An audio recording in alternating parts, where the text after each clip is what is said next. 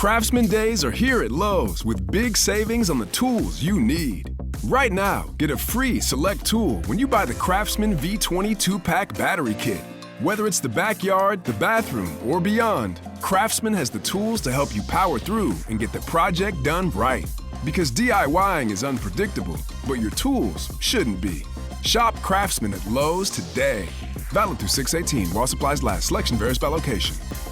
Nats Chat is brought to you by Walters. Join Walters Sports Bar on Saturday beginning at 10 a.m. for the most electrifying football showdown of the year, the FA Cup Final. Witness the intense battle between two football giants, Manchester City and Manchester United, clashing on the grandest stage. At Walters, they are turning up the excitement with big screens, surround sound, and a lively atmosphere that'll make you feel like you're right there in the stadium. Indulge in Walters' delicious food, refreshing drinks, and cheer for your favorite team with fellow passionate football fans. Do not miss this epic showdown and be part of the FA Cup Final experience at Walters Sports Bar. Register for our event and receive a free mimosa or Bloody Mary at waltersdc.com.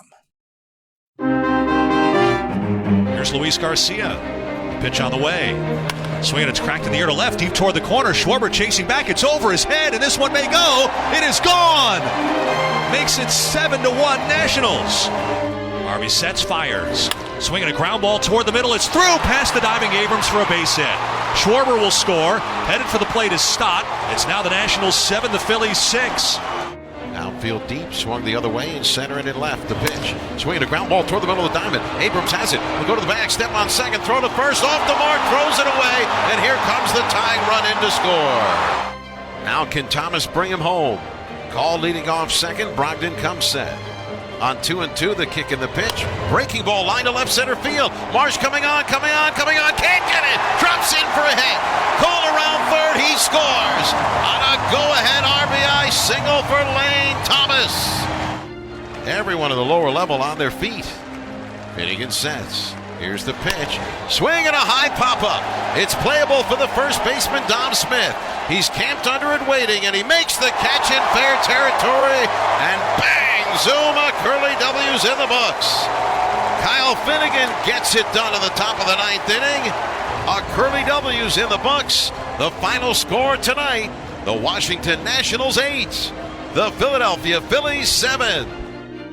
And welcome to Nats Chat for Saturday, June 3rd, 2023, along with MASNsports.com Nationals insider Mark Zuckerman, who is at Nationals Park. I'm Al Galdi, host of the Al Galdi podcast. So, as we all know, the Nats last season had the worst record and worst run differential in the majors. The Philadelphia Phillies last season won the National League pennant. And yet here we are this season, and each team is 25-32. And actually, the Nats have the better run differential, -27 versus -46. We on Friday night had yet another wild Nats game. We've had a good number of wild Nats games recently, but we on Friday night also had a Nationals win, an 8-7 win over the Phillies in Game 1 of a 3-game series. The Nats won this game despite blowing a 6-0 fourth-inning lead. But the Nats now, over their last two games, have totaled 18 runs. And, Mark, we this season have seen the Nats win with pitching, defense, and just enough offense. But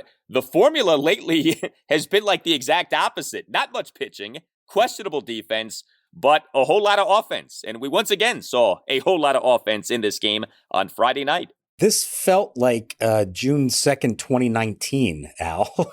Now, I'm not going to suggest that the end result of this season is going to be anywhere close to what that one was, but just the style of game where you're trying to score some runs, you hit the ball in the air and it leaves the park on occasion, you string together some rallies, and then you pray like crazy that your bullpen, which is kind of in pieces right now and overworked and you name it, that they can just hang on late. They don't. You have to ask the lineup to come back and take the lead again for you and then try to close it out after that. It kind of had a pre-rebuild feeling to the way they went about this game. I don't know if that's a sustainable formula for them to try to win very often, but it's nice to see they have that in their bag if they ever do need it. And it's nice to see them go up against teams that are supposed to be good. Maybe this one is not at the moment. But it's nice to see them face these kind of opponents and go toe-to-toe and come out on top at the end of the day. This means something to the guys in that clubhouse, especially the young ones who are in this for the first time. These are meaningful games for them, and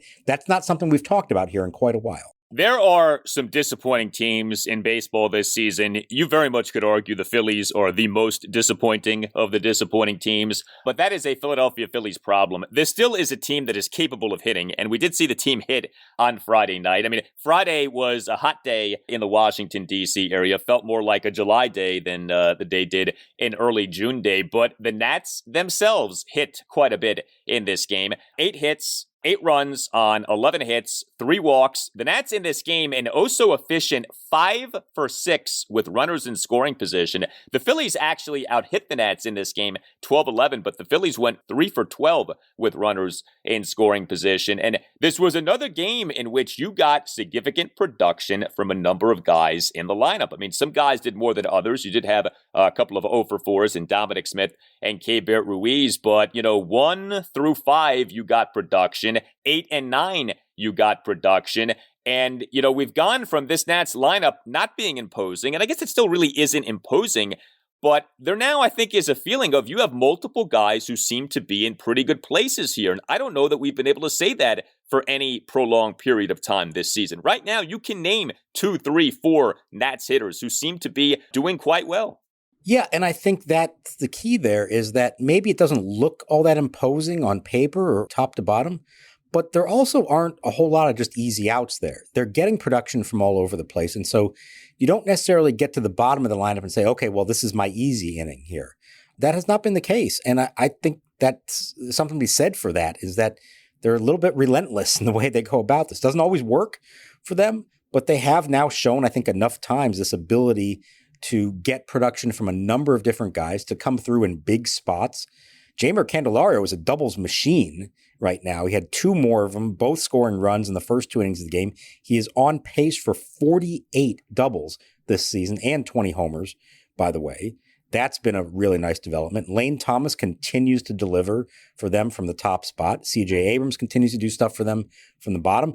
And it was really nice in this game to see Alex Call, who had been struggling at the plate, got on base 3 times, drove in a run, and had maybe the secret most important play of the game, the stolen base in the 8th inning to set up the winning run. Yeah, that stolen base proved to be a big deal. In the moment, really didn't come off like that big of a deal, but it ended up being a big deal because the Nats took the lead on that Lane Thomas 2-out tie-breaking RBI single to left center field for an 8-7 Nats lead. Lane, in that at-bat, had been down at 1.12. Lane on Friday night, 1 for 4 with the RBI single and a walk. The walk came in a 2-run Nats first, a leadoff 9-pitch walk. This is another thing that we're seeing with the Nats, a lot of long at-bats. Candelario's been great in that regard. We saw in this game, I just mentioned the Thomas 9-pitch walk. How about what Joey Meneses did in the Nats 4-run second, a 2-out RBI single to left field for a 6-0 Nats lead. The RBI single concluded an 11-pitch plate appearance in which he was down in the count at one point, 0-2. Kevin Franzen on MASN called that maybe the at-bat of the season so far for the Nats in terms of the battle that was waged between Meneses and the Philly starting pitcher Zack Wheeler. But what a job by Meneses. And again, the Nats are fighting. The boys are battling, not just later in games, but plate appearance to plate appearance, driving up pitch counts. We certainly saw that on Friday night. And look, they did this against Zack Wheeler, a good pitcher, a pitcher they have not had success against in quite a while. This is the first time they'd scored this many runs off Zack Wheeler since April of 2019, 13 starts ago against him. They faced him a lot when he was with the Mets and with the Phillies. For the most part, the last couple of years, as he has seen his career take off and he's become a Cy Young candidate, they have not had success against him. They were relentless against him in this game. Early on, I mean, his pitch count was at 61 after 2 innings. He settled down a little bit, but then after Luis Garcia homered off him in the 4th, that was it. So you knocked him out and you're thinking, okay, you're in good shape. Now, it didn't exactly work out like that because the Phillies bullpen locked it down after that until the final inning in the 8th. But I've been impressed to see them do this against a good quality pitcher. It's one thing to do against Noah Syndergaard, who maybe used to be a quality pitcher, but does not appear to be so much anymore. Zack Wheeler still is. And for them to do that against him, getting that production from so many guys, so many good quality at bats along the way. I thought that was a big step for this lineup. Was good to see. You mentioned the Luis Garcia home run. That's in this game. 4 of the team's 11 hits were extra base hits. Garcia had a homer. Man, lately it feels like Garcia either goes 0 for or he has multiple hits and has, like multiple big hits. Garcia in this game in a 4-run second, a 2-out single up the middle on a 1-2 pitch, and then in a 1-run fourth, a 2-out first pitch, opposite field solo homer to left for a 7-1 Nats lead. So Luis in this game 2 for 5 with the solo homer and the single. Mentioned Meneses, he in this game 2 for 3, RBI single, another single, and a walk. We talked a bit about Jeimer Candelario. I mean, this is so really amazing from where he was to where he now is. I mean, he for basically a month now has just been killing it for the Nats. He on Friday night 2 for 4 with a 2-run double and an RBI double. We talked about Lane Thomas. He did well. And you mentioned Alex Call. It felt like it had been a long time since we had anything to talk about with Alex Call in terms of like a truly productive offensive game. Call in this game in that number 9 spot, 2 for 3 with the RBI single, another single, the aforementioned walk and stolen base. We mentioned the walk in the 1-run 8th, but 4-run second, Alex Call, a 1-out opposite field RBI single to right center to put the Nats up 3-0. He was down in that plate appearance at 1.12. Bottom of the 6th, had a 2-out infield single to the left side of the infield. So yeah, like up and down the lineup, you talk about like a lineup being long. The Nats lately have actually exhibited lengthy lineups, guys in various spots coming through. Right. And so maybe there isn't that one name that the opposing manager has to circle and say, okay, watch out for him. But there also isn't that 1 or 2 names on there that they can say, okay, let's just try to get it to this guy. Everybody is capable of producing at some point for them. Call, it had been a rough go at it. Batting average way down in the low 200s. OPS around 600, not really good. But he gave him some good quality bats. The walk was big with 2 outs. Again, you're not really thinking they're going to do anything in that 8th inning. They've already now given up the lead.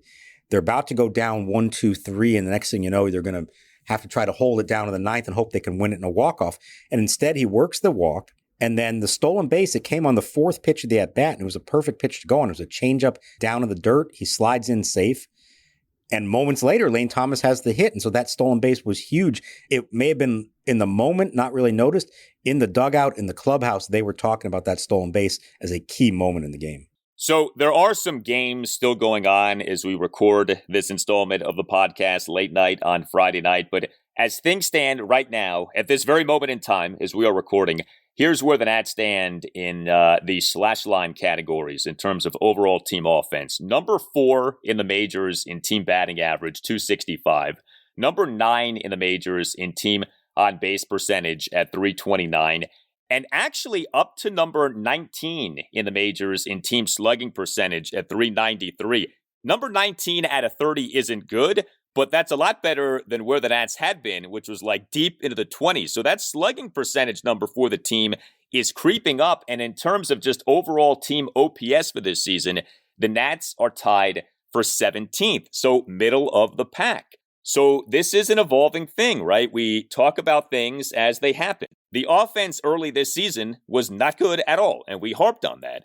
The offense lately has been a lot better. And so, you do wonder if maybe by the end of this season, especially as some of these young guys become more experienced and hopefully become better hitters, you think especially about someone like a C.J. Abrams, maybe this does end up being a halfway decent, dare I say good offensive team. I mean, it's not unthinkable the way it was unthinkable just a few weeks ago. Right. And I think in May, there might have been 9th in the whole league in slugging. So, I mean, they had a good sustained run over a month. It wasn't like this just happened here recently. It's improvement. What's the number one thing you could say you could hope for this season? Improvement from start to finish, especially from the young guys. I think we absolutely have seen that. You want to continue to see it. Garcia has been a guy you can count on up in the lineup at the number 2 spot. Candelario obviously has come through for them.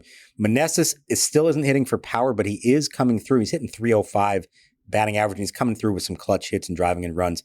That's been good. Corey Dickerson has been fine for them when he plays. I think Dom Smith's probably been the most disappointing right now, given that somebody who's supposed to be at least producing on a somewhat regular basis for you is the everyday first baseman. He came up in a couple of spots with a chance to do something in this game and did not. It's been a struggle for him, especially with runners in scoring position. But otherwise, they're getting something out of just about everybody. And I agree. I don't think it's fair to talk about this team as, oh, well, they don't hit. They just have to pitch and play defense to win games. No, I think we've seen here in the last couple of weeks, they can win games by outscoring the opponent. That's not something we were talking about in April. No, I mean, to that point, the Nats have won 4 of their last 7 games now. 3 of the 4 wins have been what you would call slugfest wins. A 12-10 win at Kansas City on May 26th, the 10-6 win at the Dodgers this past Wednesday, and now this 8-7 win over the Phillies on Friday night.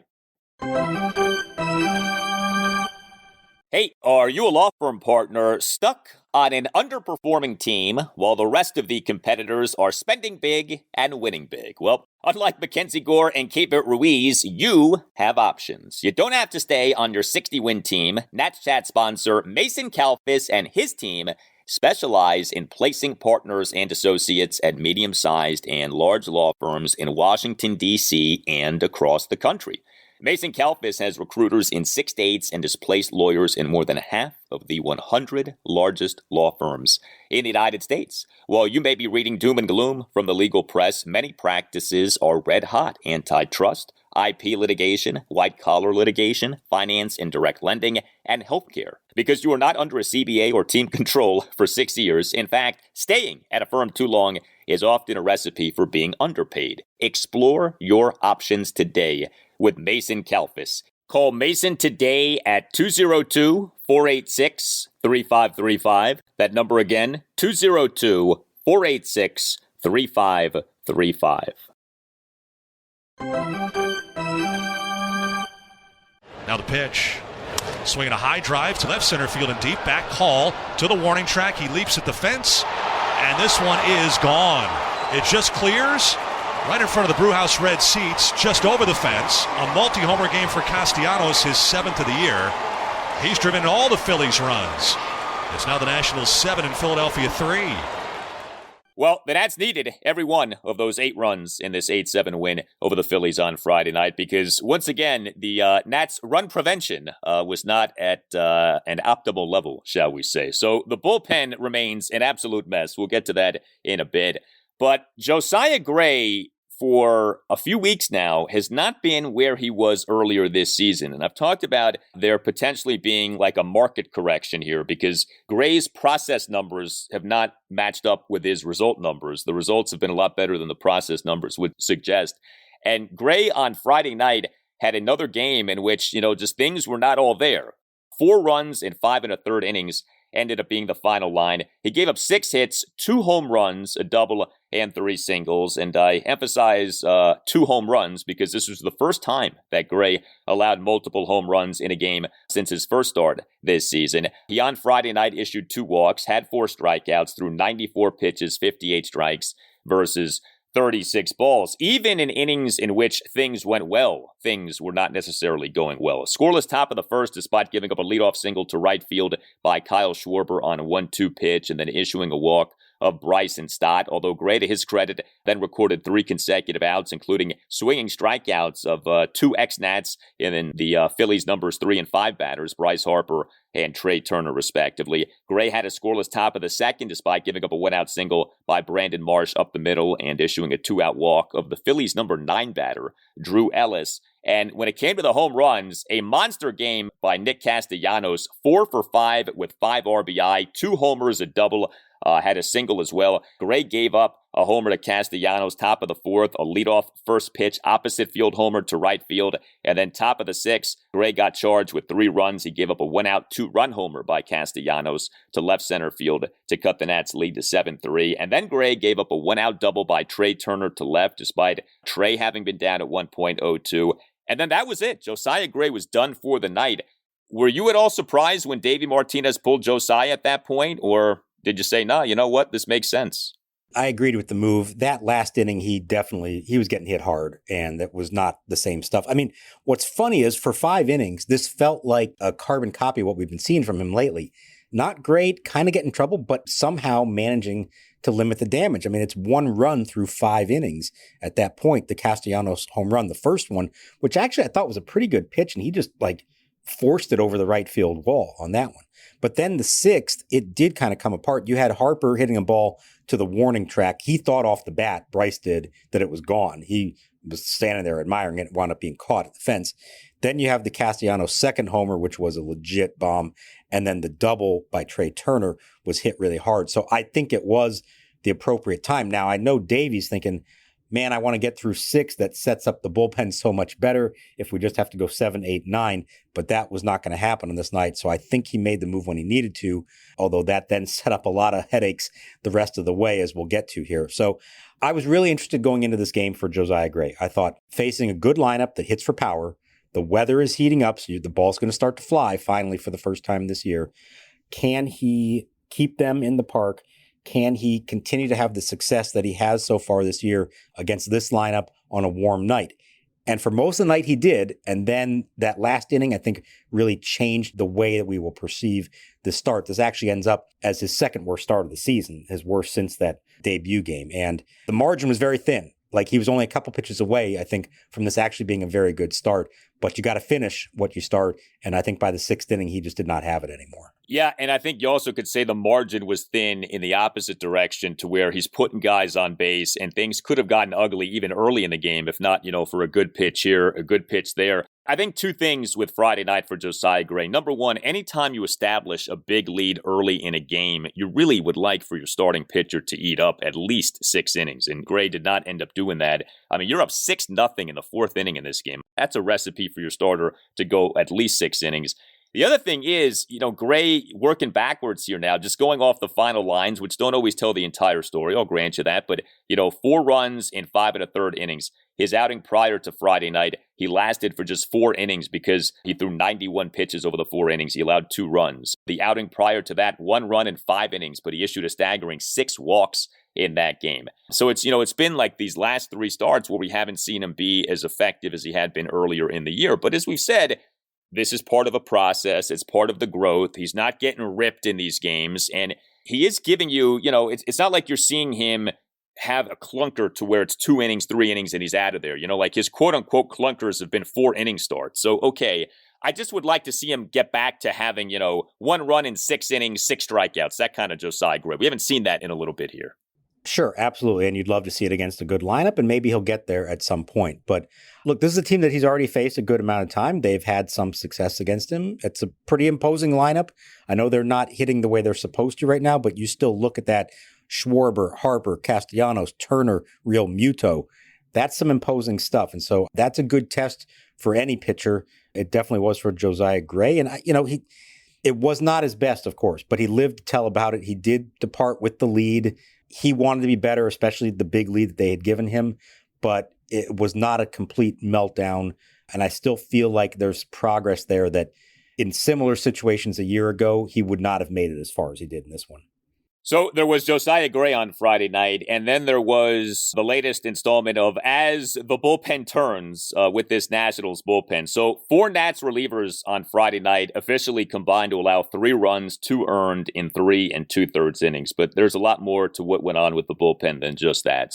Carl Edwards Jr., Hunter Harvey, Mason Thompson, and Kyle Finnegan were the Nats' 4 relievers in this game. So in theory, the Nats' top 4 relievers. Edwards officially allowed 2 runs in 1 inning. He faced 6 batters, got just 3 outs, came into the game, top of the 6th, runner on second, 1 out, Nats up 7-3, sandwiched 2 outs around a 2-out first pitch, opposite field RBI single by Brandon Marsh into left field to cut the Nats lead to 7-4. And then Edwards, in what ended up being a 2-run 7th for the Phillies, gave up a 1-out first pitch double by Kyle Schwarber to the right field corner, followed by a 1-out single by Bryson Stott up the middle, despite a great diving catch of the ball by C.J. Abrams, but that did end up being an infield single. Then Hunter Harvey came into the game. The guy who pretty clearly at this point is the Nats' ace reliever. He was brought into an ace reliever type spot, top of the 7th, runners at the corners, 1 out, Nats up 7-4. Harvey, to the first batter he faced, issued a 1-out, 4-pitch walk of Bryce Harper to load the bases,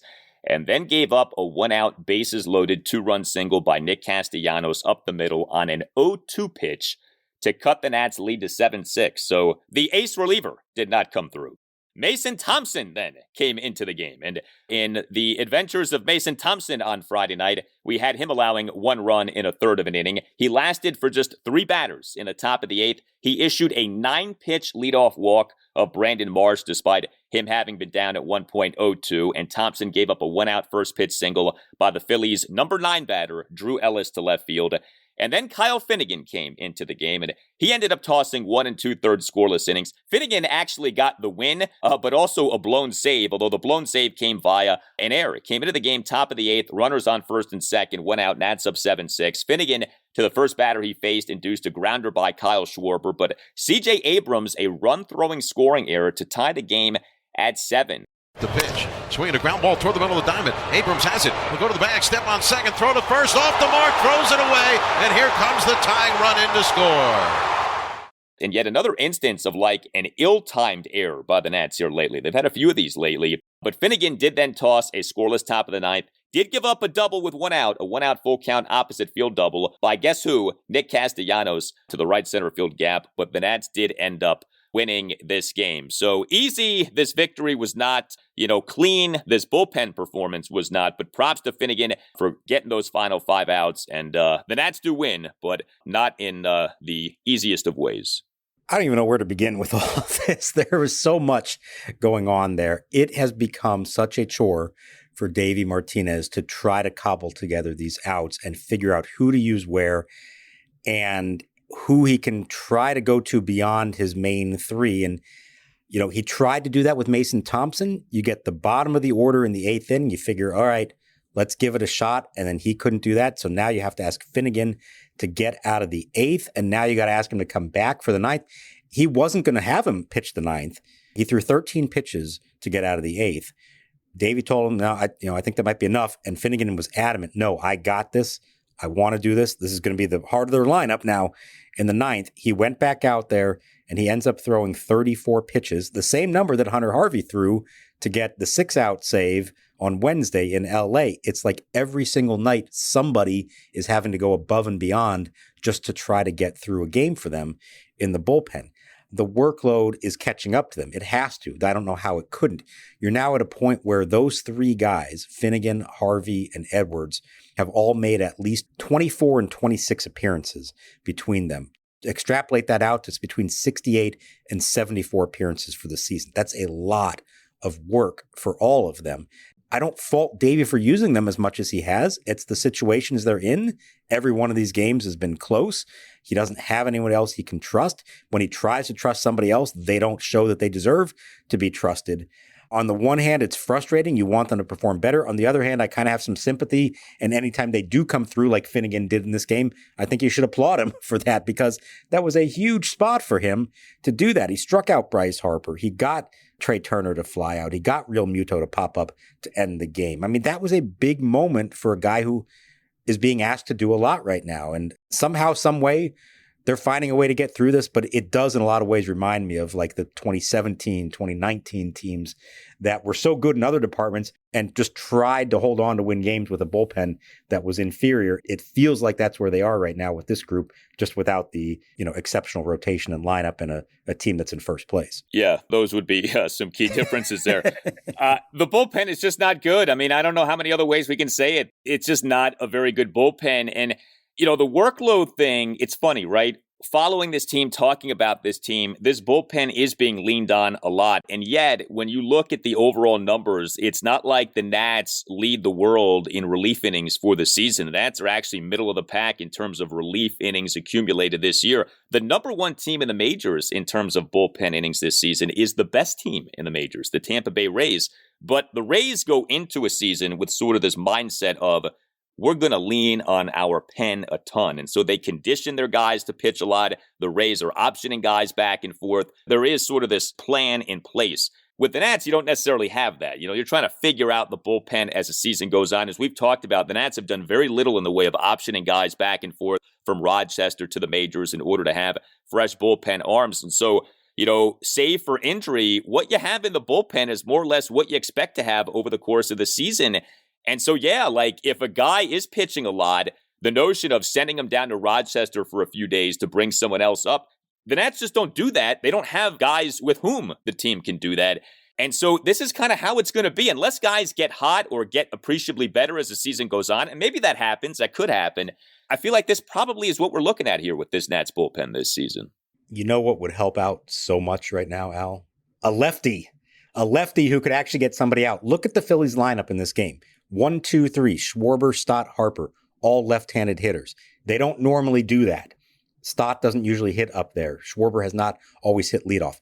That was a specific move by Rob Thompson, understanding that the Nats do not have a lefty they can turn to.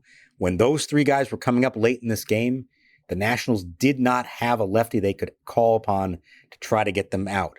And that's a problem. It's been a problem for a while. I'm not saying they've missed out that there's somebody that they should have up here that they don't.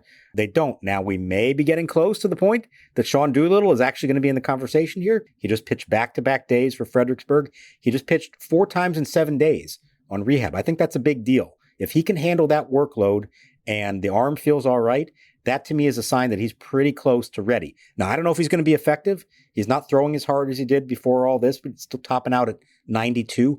I have no idea what kind of pitcher he's going to be. But I do know if I'm Davey Martinez right now, any left-hander with experience that you can call upon for situations like that in this game would be very, very welcome. Well, you have nothing to lose. And so, to me, if Doolittle shows anything in the minors, bring him up and see if he can help you. Because he did pitch well in his brief time pitching at the major league level last season. It is possible that we end up adding Sean Doolittle to the list of all of these guys who have ended their major league careers in recent seasons playing for the Nats. I mean, because Doolittle was not doing well prior to this second go-round here with the Nats. But yeah, give him a shot. You have nothing to lose. And, hopefully he is back with the Nats at the major league level sooner rather than later. Hey, Nats Chat listeners, Tim Shovers here, producer and founder of the podcast. Here to tell you about Game Time. Do you struggle sometimes to find tickets to your favorite events? Buying tickets to your favorites shouldn't be so stressful. That's why you should look into the Game Time app. It's even harder these days with the lack of paper tickets available on the street. If you're looking for tickets to Nats, DC United, or even the Drake concert this summer, Game Time offers the lowest price guarantee, event cancellation protection, job loss protection, and more. Game Time is the place for last-minute ticket deals. Forget planning months in advance. Game Time has deals on tickets right up to the day of the event. Get images of your seat before you buy so you know exactly what to expect when you arrive. Snag the tickets without the stress with Game Time. Download the Game Time app, create an account, and use code NATSCHAT for $20 off your first purchase. Terms apply. Again, create an account at gametime.co and redeem code NATSCHAT for $20 off. Download Game Time today. Last minute tickets, lowest price, guaranteed. So a big spot of the game here in the second. Gray comes set. Is 0-1 on the way. Inside. Throw down to first. They're going to get him. They have him in a rundown. Smith is running Ellis towards second. Running him back towards first. Abrams tags him out. The back pick and Ellis nowhere near first base. There were some other pitching items relating to the Nats on Friday. So we have another minor league promotion to discuss here. Jake Bennett has been elevated from low A Fredericksburg to high A Wilmington. Jake Bennett was taken by the Nats in the second round of the 2022 MLB draft out of the University of Oklahoma. So Cade Cavalli, Jake Irvin, and Jake Bennett, all of them Boomer Sooners. This is Bennett's age 22 season. Excellent numbers for the Fred Nats this season. 9 starts, 42 innings, ERA of 193, a whip of 1, a strikeouts per 9 innings of 11.6. He's not a top 100 prospect. He's the Nats number 9 prospect per MLB pipeline. I don't know how much Jake Bennett conversation you've had with people, but what's your sense on how he's being viewed by the organization? He's another guy who could work his way up the ladder, kind of like a Jake Irvin, that they maybe don't count on him to be a frontline starter, but maybe he does make it.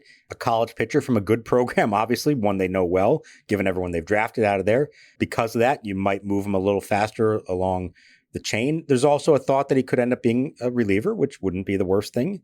A left-handed reliever that you could have might be nice. But between guys like him, guys like Cole Henry, who is coming back from thoracic outlet surgery and so far seems to be doing well, like Jake Irvin, this is your depth inventory.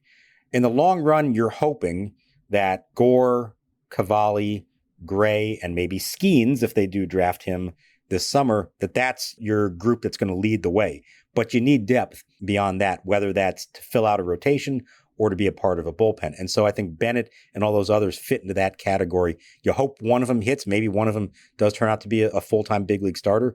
But even if not, you're going to need some of these arms along the way. They're definitely, before the end of the season, going to need some starting pitching help because we know that they're watching everybody's innings, particularly Mackenzie Gore, given that it's essentially his first full big league season. And speaking of Mr. Paul Skenes, so we have the NCAA Tournament in college baseball going on. By the way, Maryland and George Mason are in the NCAA Tournament. Each team is in the Winston-Salem Regional. Maryland did win its game on Friday afternoon, a 7-2 victory over Northeastern. Mason got smashed on Friday night, a 12-0 loss to Wake Forest. But also on Friday afternoon in the NCAA Tournament was LSU, a 7-2 win over Tulane. The starting pitcher for LSU in that game was Paul Skenes, who is being talked about as being maybe the best pitching prospect for an MLB draft since Steven Strasburg in 2009. Paul Skenes in this game on Friday afternoon allowed 2 runs in a career-high 9 innings, a complete game for Paul Skenes. He in this game had 12 strikeouts versus no walks. He in this game threw 124 pitches. This is LSU saying, we know you're out of here after this year, so we don't care what happens to your arm. So go ahead and give us 9 innings and throw 124 pitches. I mean, how reckless is that, right? But anyway, Skenes was outstanding. And how about this? His final pitch of the game registered at 101 miles per hour. Pitch number 124 came in at 101. Even if you have some questions about the accuracy of radar guns in college baseball, that is something. It is hard not to be enticed by Paul Skenes and what he could be should the Nats take him with that number 2 overall pick in this year's draft. How do you think Mike Rizzo felt when he saw 125 pitches from this guy? I don't think he's ever going to get a chance to do that again if he becomes a professional for them. Wow. Yeah, it reminds me of Strasburg. Remember, he really burst onto the scene that year, but then he made it to the NCAAs and a lot of attention on him. He had the no-hitter at some point along the way that year for San Diego State. This guy is big time. There's no question about that. I think everybody seems to acknowledge he's got the stuff. He's got the makeup. He is the full package. It's just that eternal question about pitchers. Can he hold up physically? How long will he hold up physically? And are you willing to take a chance at it? I will say, I know that Mike Rizzo has in recent weeks gone and seen all of these guys who could be the number 2 pick. Probably seen about 5 or 6 of the top players in the country. I think he's seen them all more than once. He's going to have a good sense in his mind of who the guy is that he wants. Now, it's also dependent on what the Pirates do with the number 1 pick. Maybe they take Dylan Cruz, the outfielder from LSU. Maybe they take Skenes. Maybe they go a surprise and go Langford from Florida or one of the high school kids. We don't know. But I do know, given his background, Mike Rizzo is going to put together a draft board when the time comes. He's going to have somebody rated number 1. He's going to have somebody rated number 2. And he's going to end up with one of those guys. And he's going to be really pleased with whoever that is, whether it's Skenes, Cruz, somebody else. It is true that position players are safer than pitchers because of the incidence of injury for pitchers. I mean, I don't think you can really debate that at this point. But it's also true that there are degrees of greatness for prospects, right? Like you can be, well, he's a really good pitching prospect. And then you have something like, no, he's the best pitching prospect since Strasburg in 2009. And so if the guy really is that good and you believe that, unless you just think that his mechanics are such that he has no chance to stay healthy, I think it's okay to take Skenes at 2 and pass, say, the guy Langford, Wyatt Langford, the Florida outfielder, who a lot of people think would be the number 1 overall pick in another year in which you didn't have 2 uber prospects in Skenes and Cruz. So yeah, right now, I feel like the money is on Skenes to go to the Nats at number 2. I mean, no way to me should you take one of these high school guys over Skenes. I think taking high school guys is really risky. Not that they can't work out, but man, I think it's tricky with these high schoolers. With college guys, you know more about them. You can more accurately assess the competition that they face. Their bodies are more developed. This seems like a pretty obvious thing. Assuming the Pirates go Cruz at 1, which is what most people think, just take Skenes and don't think twice about it. Yeah, sometimes you can overthink it. I think the other thing to keep in mind here, and this applies to all 3 of them, the 2 LSU guys and the Florida guy, the SEC right now is a total baseball powerhouse. That is, I think you have to view that competition as at a different level than a lot of other places. Skenes, for those who don't know, transferred from Air Force. That's where he got his start. There's a lot of interesting stuff about his background and the Air Force background that makes him really disciplined and all these other things about his character. But it's one thing to dominate in Air Force. It's another thing to dominate at LSU against the SEC. And I think that does matter. And I think if you're Mike Rizzo, you're looking at all those guys and saying, they're not just doing this against great competition. That's not just showing they should be a top 1 or 2 pick, but that also means they're probably on a faster track to the big leagues. And whether they want to admit it or not, I think the people in charge of this organization feel like they want to have some instant results. They want this rebuild to be as short as possible. They want to show everyone, whether it's current ownership, future ownership, the fan base, you name it, that they are back on track and that they can start winning soon. And if you have a guy who's that good, that could be big league ready that quickly, it's hard to pass that up. Keep in mind, Mike Rizzo, Davey Martinez, another year of contractual uncertainty. So if you're Rizzo, right, it would behoove you to have the rebuild on the fast track. And if you take Skenes, Strasburg got drafted in 2009, debuted in June 2010. You take Skenes this year, he could be debuting for you next year. Just like, say, James Wood.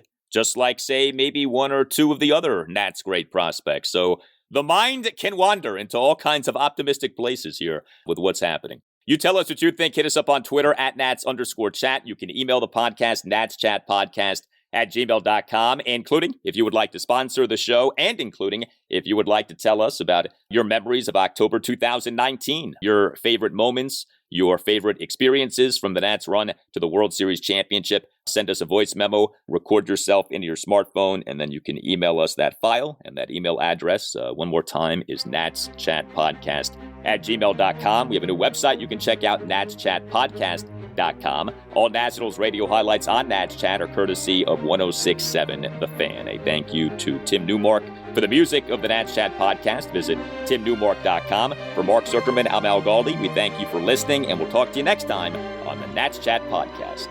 Keyboom swings, belts one to left field. Cortez going back. It's over his head, out into the wall. It is gone! Keyboom ends the game with a walk-off 2-run homer. The second walk-off home run for the Wings this week. 6 for Rochester. Keyboom flips the helmet away, gets the Gatorade bath again.